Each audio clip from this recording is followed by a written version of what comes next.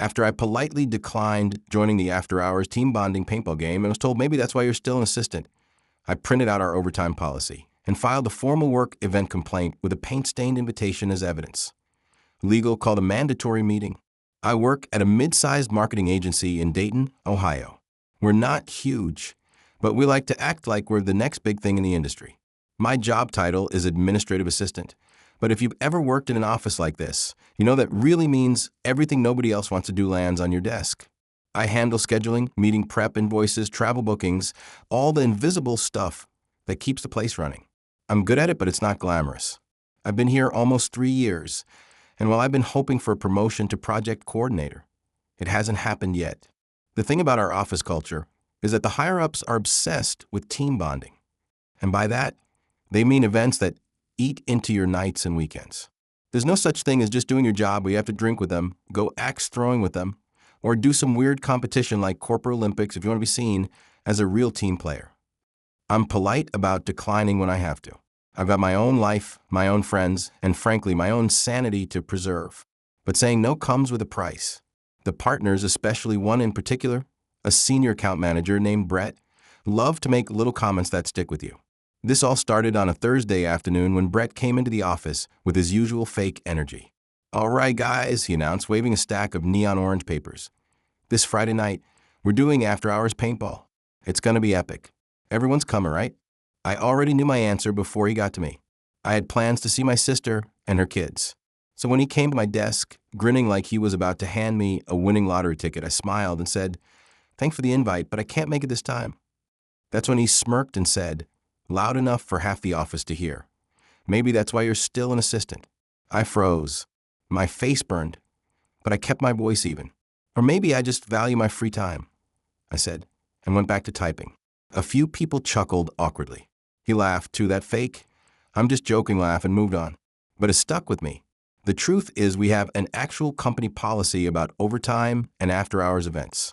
HR's own handbook says participation outside regular hours is voluntary unless compensated, and attendance cannot affect promotions or performance reviews.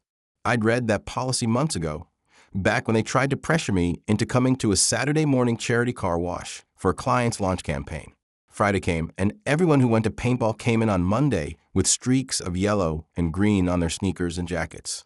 The orange invitation Brett had handed me was now lying crumpled and smeared with paintball splatter in the trash near the kitchen. I fished it out. The neon paper now had a big blot of blue across the logo. An idea started forming. I went to the printer, printed a fresh copy of our overtime and event attendance policy, highlighted the sections about voluntary participation and retaliation, and stapled it to the paintball invite. Then I wrote a short, direct email to HR. Subject: formal complaint regarding after hours, event comments attached, our copy of our policy, and the invite from last Friday's after-hours event. During the invite, a senior manager made comments implying my role was tied to attendance. I believe this is inappropriate and violates the stated policy. I hit send before I could second-guess myself. 2 days later, I got an email from legal. Not HR legal. It said, "We are holding a mandatory meeting for all staff this Friday morning regarding workplace event participation, discrimination, and retaliation. Attendance is required."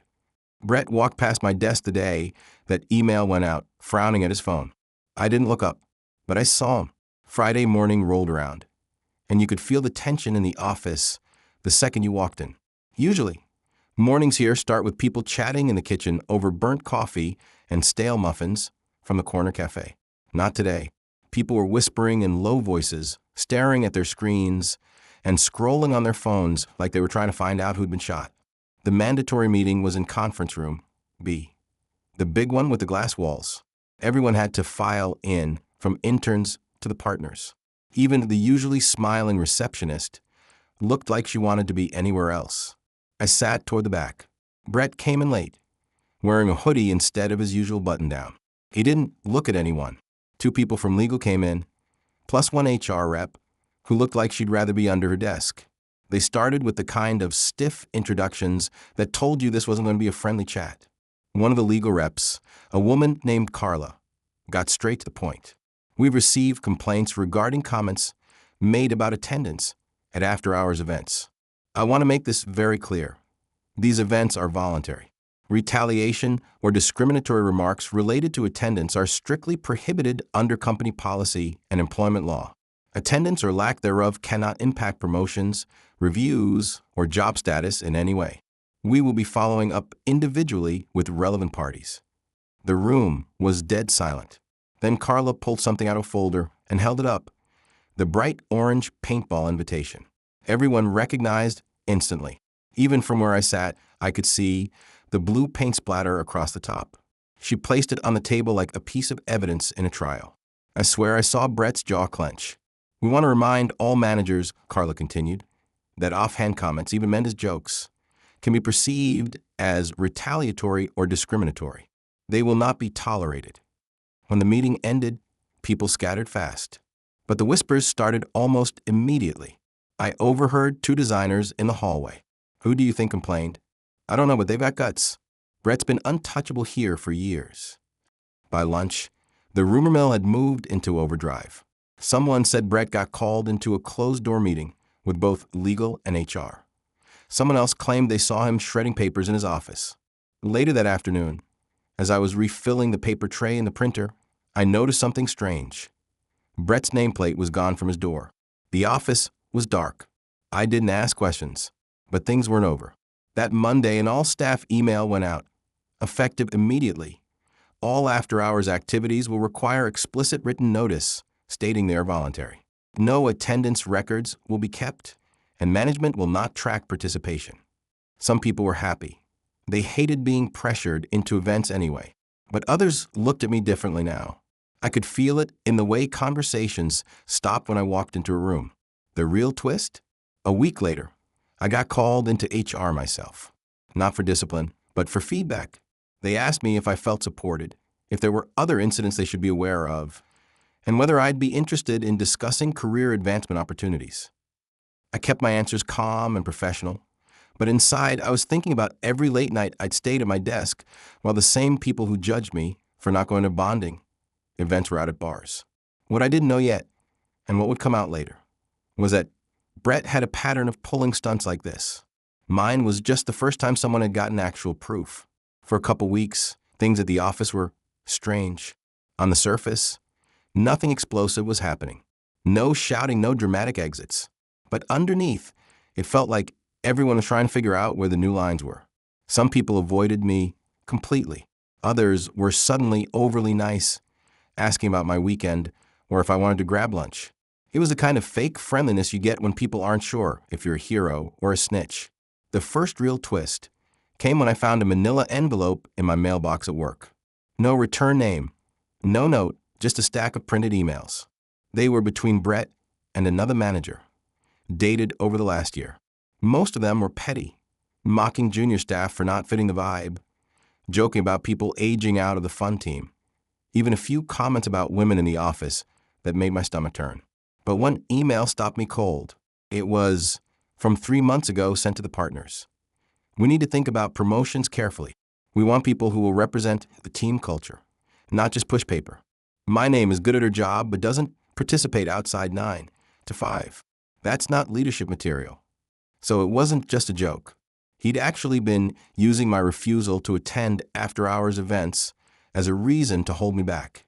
I didn't know who left those emails for me, but I had a guess. Our IT guy, Mark, had been at the paintball game and didn't seem to enjoy himself. We'd always gotten along, and he knew Brett treated me like background noise. That same week, I started noticing Brett's old clients being redistributed. His biggest account, a luxury car company, went to a junior manager named Danielle, who I knew had been quietly looking for a way to move up. Then the second twist hit. HR called me again, but this time it was different. They said they were conducting a broader investigation into workplace culture and that they might need my cooperation. They asked if I could confirm that I'd heard similar comments from other managers. I told the truth. I had. 2 days later, Brett's name wasn't just gone from his door. His email was deactivated. People were whispering words like terminated and settlement agreement. But that wasn't the end of the fallout. One of the partners, a guy named Ron who had always been friendly to me, stopped by my desk late one afternoon. He closed the door behind him, which he never does, and said, "You know this is going to make some people uncomfortable, right?" Brett wasn't the only one who thought you should be more involved in team activities. Just watch your back. That night, I couldn't shake the feeling he was warning me for a reason.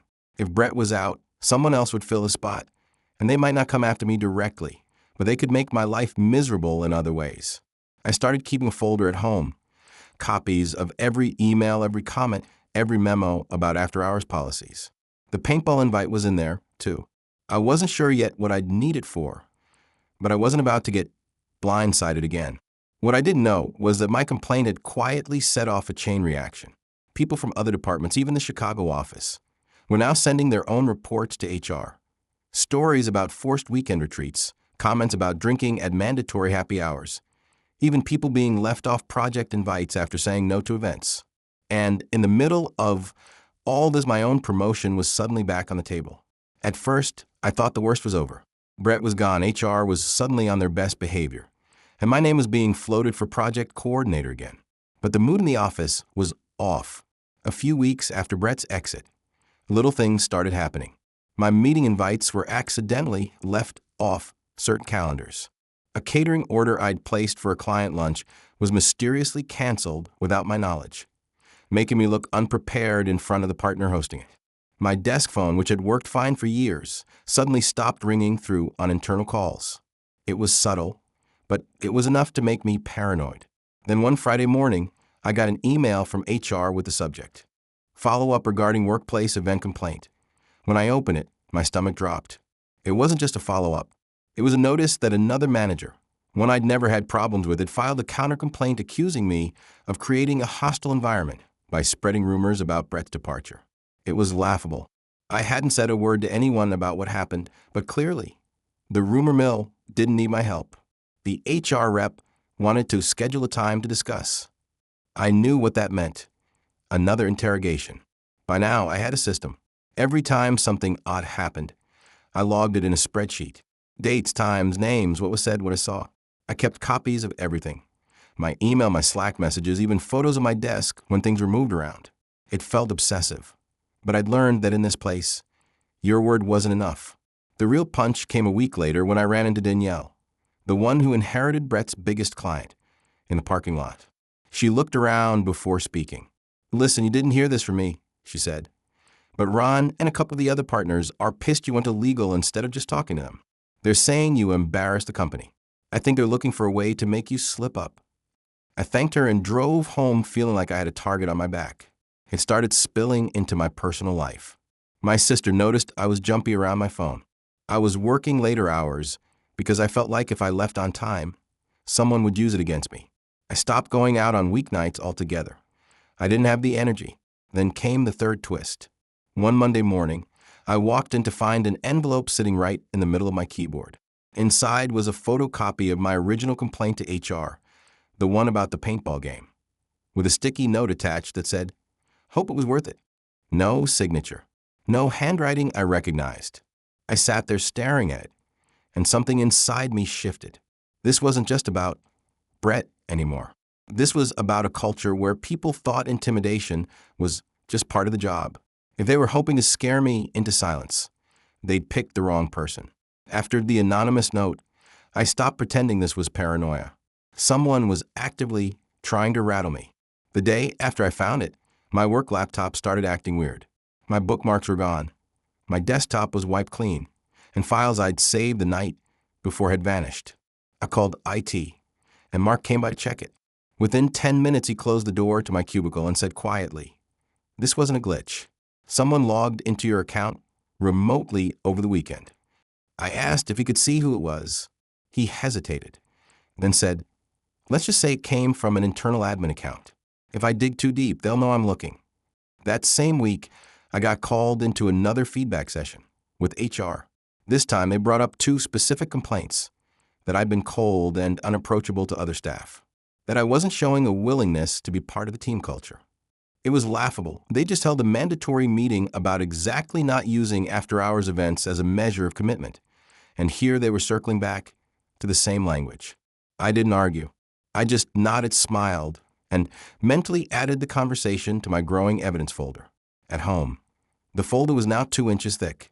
Emails, screenshots, photos of the paintball invite, copies of the policy. And now, with Mark's quiet help, I had printouts showing the exact time my account had been accessed from an admin login.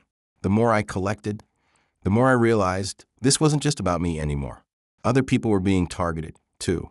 Danielle confided that she'd been pressured to host team mixers on her own dime to keep her new client happy. Another assistant told me she was docked an entire PTO day for leaving early to take her kid to the doctor, even though she had prior approval.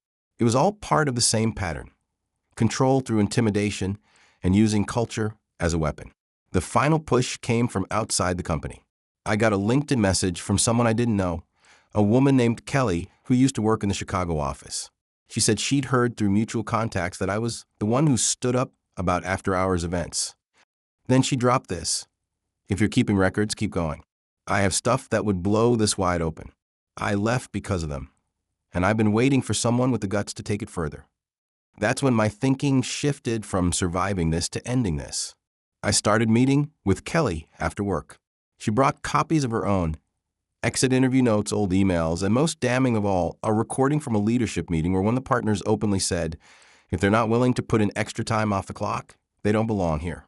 We pieced together a picture that went back years. It wasn't just paintball games, it was unpaid weekend retreats, late-night voluntary strategy calls, and promotions withheld from anyone who didn't play along. By the time we were done, my evidence folder had become a binder, and that binder wasn't going to stay hidden forever. By the end of that month, I had stopped caring about keeping my head down. If they wanted to paint me as a problem, fine. I'd become the biggest problem they'd ever had. Kelly and I kept meeting twice a week, always somewhere public. She introduced me to two more former employees, both with their own stories. One had been denied maternity leave approval until she proved her commitment by attending a weekend event 6 months pregnant. Another had been cut from a major account after refusing to drink at an after-hours client dinner. It was all the same game.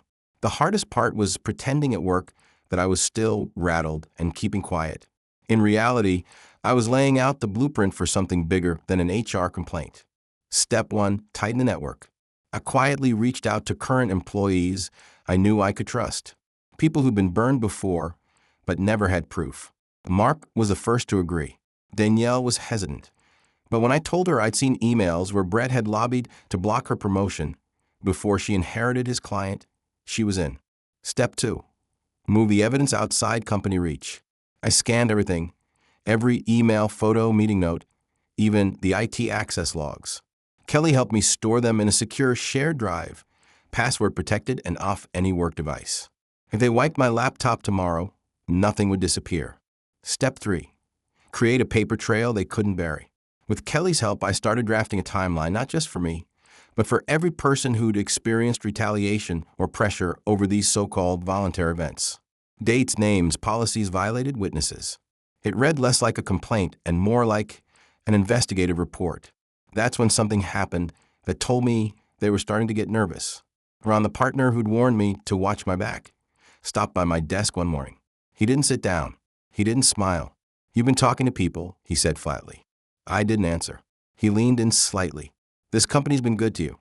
Don't throw that away because you want to make a point." I just stared at him until he walked off. Later that afternoon, I found another envelope on my desk. This time it wasn't a threat.